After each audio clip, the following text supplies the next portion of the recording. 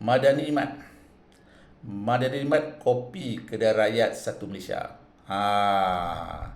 Ada setengah-setengah geng-geng lah, especially dalam UMNO lah kan. Yang Perli lah, Kaji Azkar ni kan buat Madani Mat, dia kopi kedai rakyat satu Malaysia. Okey. Tapi kalau kopi pun apa salahnya kan? Maknanya idea Datuk Raji tu baguslah. So Kaji Azkar nak kopi. Kan? Jadi janganlah peli-peli. Kan?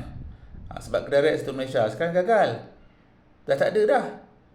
So kita tengok Madani Mat ni gagal ke tidak, kita tak tahu. Okey? So jangan peli-peli.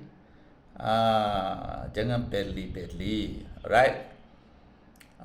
Lepas tu kita kata ada pula yang tanya, Madani Mat ni tak dapat duit kerajaan. Betul lah. Dia gunakan duit yayasan. Habis yayasan tu, siapa yang bagi duit kat yayasan tu? Mulalah persoalkan. Korporat mafia lah, siapa-siapa lah, donation daripada puak-puak yang tak sepatutnya bagi donation. Jadi sebenarnya dalam Malaysia ni, yayasan ni, entiti yayasan ni sebenarnya, kita sebagai public ni, kita hanya boleh tahu apabila dia orang submit dia orang punya akaun tahunan, audited account. Okey, maknanya lepas tahun atau 2 tahun ikut undang-undang dia submit, baru kita boleh beli dia punya akaun tu dan tengok perbelanjaan dia, income masuk ataupun duit masuk dengan duit keluar. Baru kita boleh tahu. Itu namanya yayasan. Okey, sama juga macam NGO lah. Kan? Jadi sekarang sampai nak mewujudkan 640 tu, Madani Mat tu, kita tak boleh persoalkan mana dia dapat duit. Okey, tak boleh persoalkan.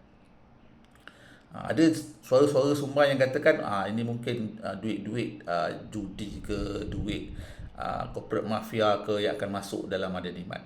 Itu semua kita tak tahu. Kita hanya akan tahu benda ni bila ada audited account selepas tahun.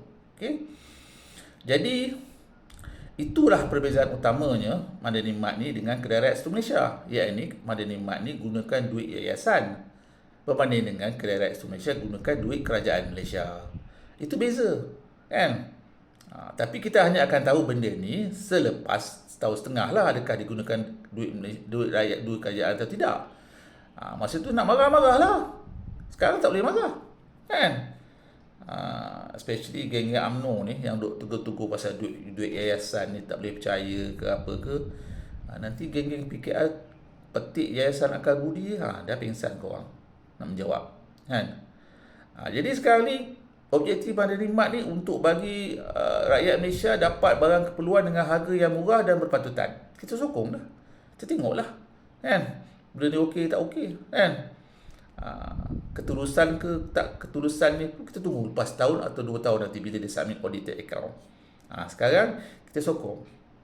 Kita sokong effort kerajaan ni untuk buat Madani Mat kepada rakyat-rakyat, untuk rakyat-rakyat Malaysia. Assalamualaikum warahmatullahi wabarakatuh. Bye-bye.